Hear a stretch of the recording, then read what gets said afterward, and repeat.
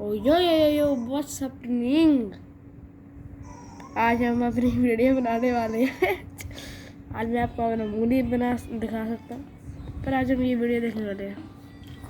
जैसन भाई होरली ऐसी।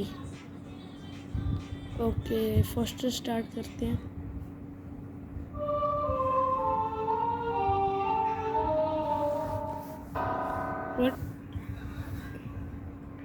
What is written?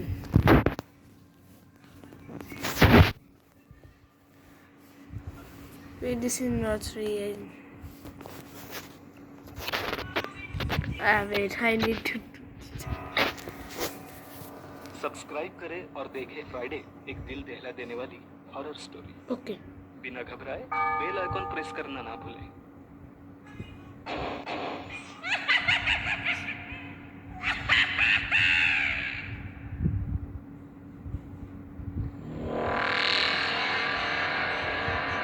इस कहानी के लेखक है संजय कामरे। क्या हो गया मेरे हाथों? वो साला जिंदा है या मर गया? मेरी बाइक सड़क के एक तरफ पड़ी है और मेरे बाइक के सामने आया वो इंसान सड़क के दूसरी तरफ पड़ा हुआ है, पर उस इंसान के जिस्म में कोई भी हलचल होती नजर नहीं आ रही। एकदम बेजान सा पड़ा हुआ है, पर वो जिंदा है या मर गया समझ में नहीं आ रहा। इस खौफनाक रात में आसमान से हो रही मूसलाधार बारिश मेरे दिल में डर को और ज्यादा बढ़ा रही है। रह रह के दिल में ख्याल आ रहा है, मैं क्यों बाहर निकला? अगर मैं जाने की जिद न करता तो ये सब कुछ नहीं होता। हमारी कंपनी का वॉचमैन मुझे बार बार समझा रहा था, काफी रात हो चुकी है और लगातार बारिश भी हो रही है। जिस सड़क पर से आप गुजरने वाले हैं उस सड़क पर रात के समय बहुत ही अजीबोगरीब घटनाएं लोगों के साथ घटी है, पर मैंने एक न सुनी। अब मर साले, तुमने एक आदमी को अपनी बाइक से उड़ाया है और शायद वो मर चुका है। अब पुलिस कंप्लेंट होगी। मरे हुए आदमी के घर वालों को पैसे देने पड़ते हैं। शायद तुझे जेल भी हो सकती है। तेरी एक बेवकूफ़ी की वजह से इतनी भारी कीमत चुकानी पड़ी। ऐसा लग रहा है कि सोच सोच कर मेरा दिमाग फट जाएगा, क्योंकि आज तक कभी ऐसा नहीं हुआ। पर ऐसा हुआ नहीं, इसलिए ये कह नहीं सकता कि ऐसा होगा भी नहीं। अंधेरी रात में काली सुनसान सड़क के ऊपर बेजान पड़े उस इंसान को देखकर मेरा दिमाग जैसे सुन पड़ गया है। मैंने उस वॉचमैन की बात क्यों नहीं मानी हो? क्यों मैंने बेवकूफ़ी की इस अंधेरी रात में और धुआंधार बारिश में कंपनी से निकलने की? कंपनी से बाहर निकलने से पहले की वो सारी बातें नजर के सामने जैसे मंडरा रही है। आज ही घर जाने के लिए देर होगी, रात भी काफी हो चुकी है। करीब करीब 11 बजने को है, साथ ही बारिश भी हो रही है और आज ही रेनकोट लाना भूल गया। नहीं, असल में भूला नहीं, जानबूझकर ही नहीं लाया। पिछले 5-6 दिन से बारिश तो नहीं हुई, उस पर रेनकोट पहन कर आ रहा था। सोचा आज भी बारिश नहीं होगी, इसलिए रेनकोट नहीं लाया और देखो बाहर झमाझम बारिश हो रही है। इस मूसलाधार बारिश को देखकर अपनी बेवकूफी पर हंसी आ रही है। कंपनी के बंद दरवाजे के बाहर खड़ा काले आसमान की तरफ बेबस नजरों से देख रहा।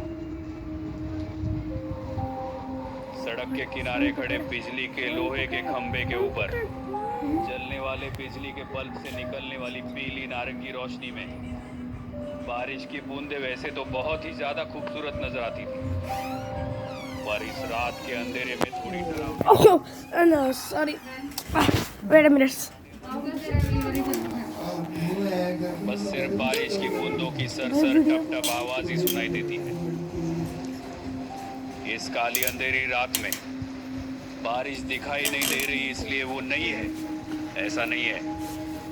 वो है, बहुत ज्यादा है, मूसलाधार हो रही है।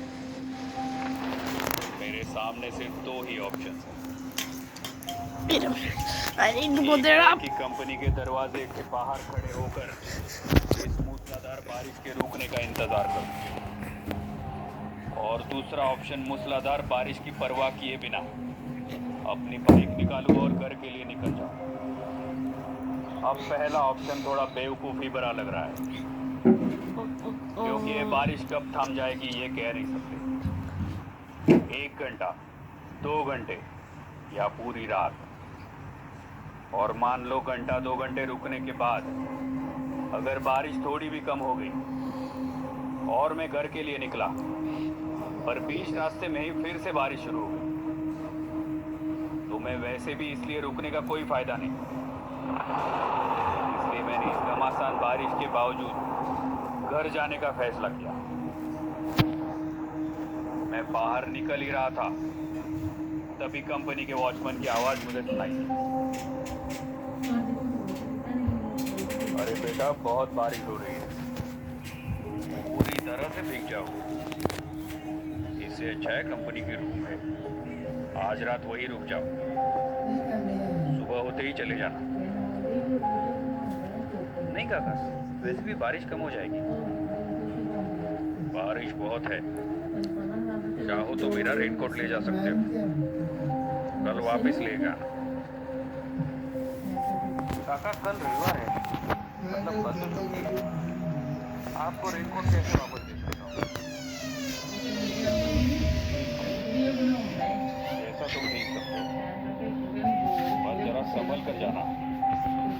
वैसे भी बारिश हो रही है और पूनम की रात है। जिस सड़क से तुम जा रहे हो उस सड़क पर अजीबोगरीब घटनाएं होती हैं।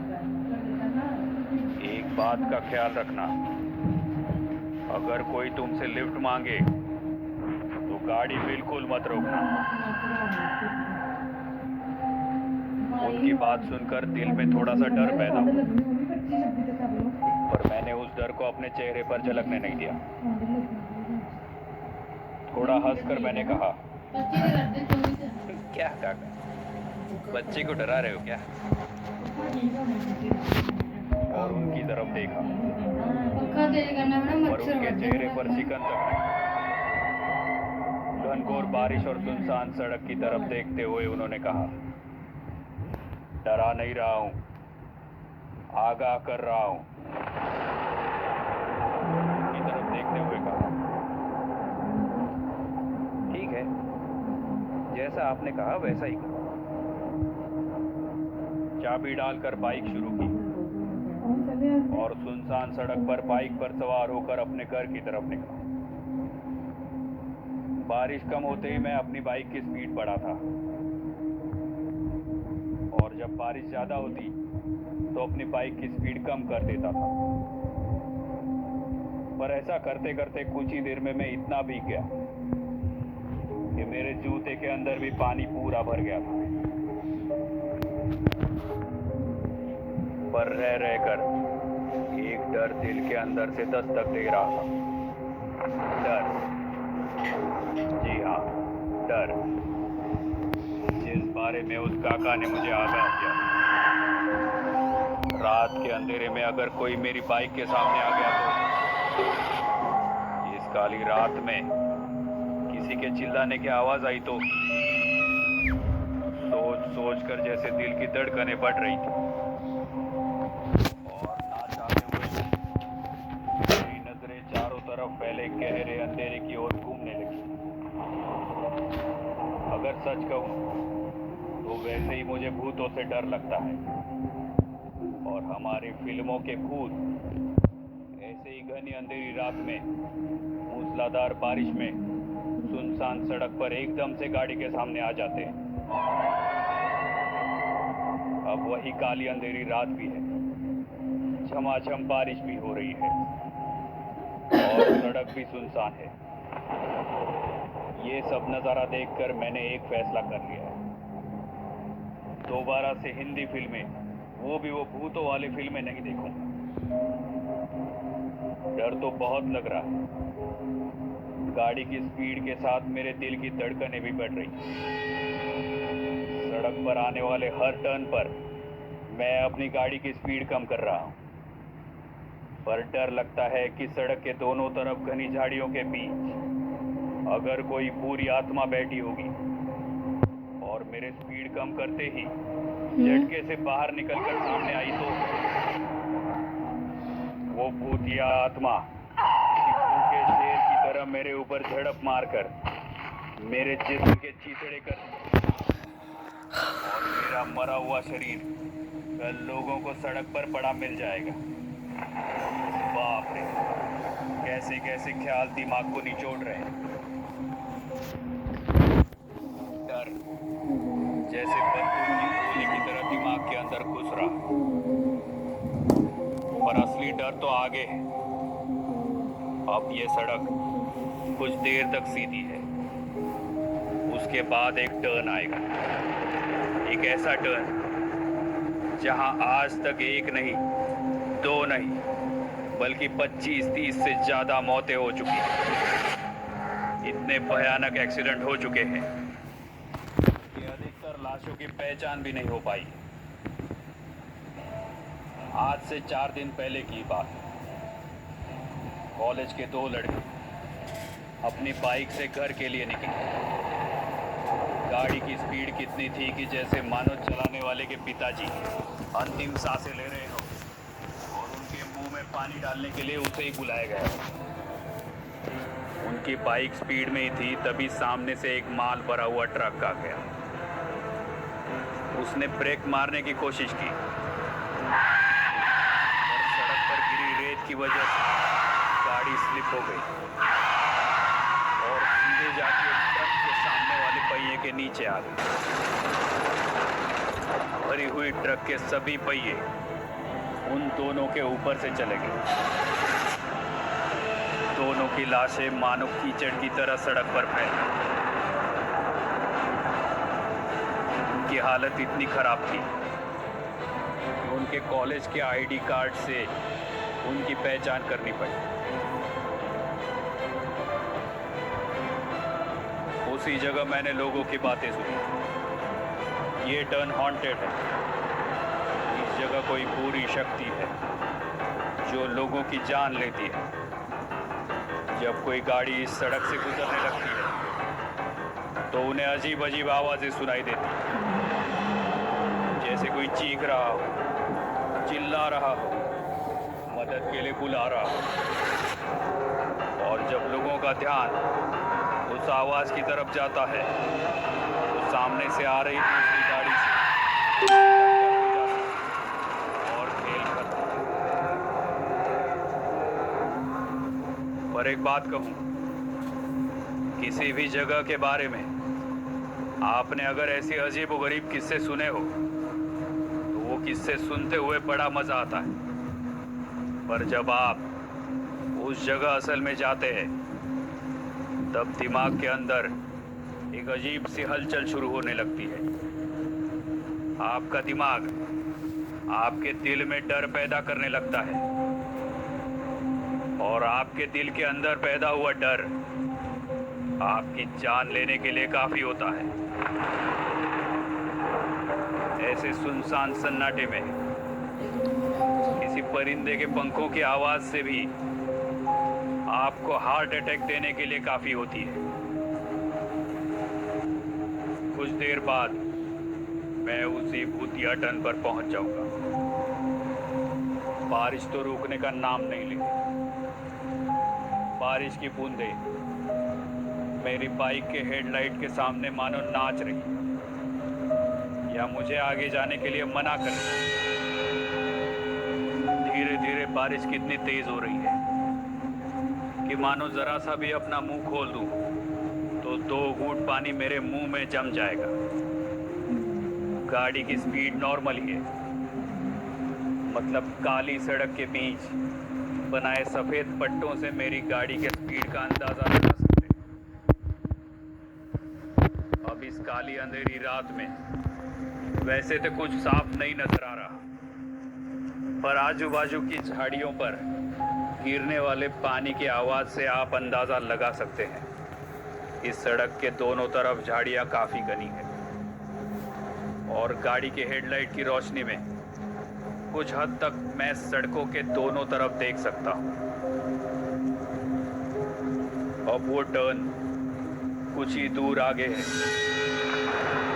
फिर भी मुझे ऐसा महसूस हो रहा है कि मेरे दाएं तरफ की झाड़ियों के बीच कुछ हलचल हो रही है, जैसे झाड़ियां जोर जोर से हिल रही हो, मानो जैसे कोई दौड़ते हुए सड़क पर आने की कोशिश कर रहा हो।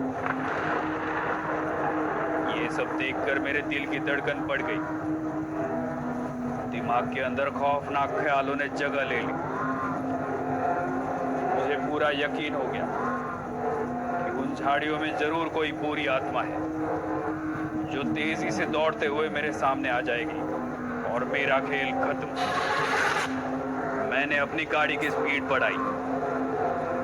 उसी वक्त झाड़ियों के बीच चल रही वो हलचल भी तेज होने लगी। बुरी आत्मा मेरे बाइक के बीच में आने से पहले मुझे उस जगह को पार करना था और मैंने अपनी गाड़ी की स्पीड दोबारा से बढ़ाई।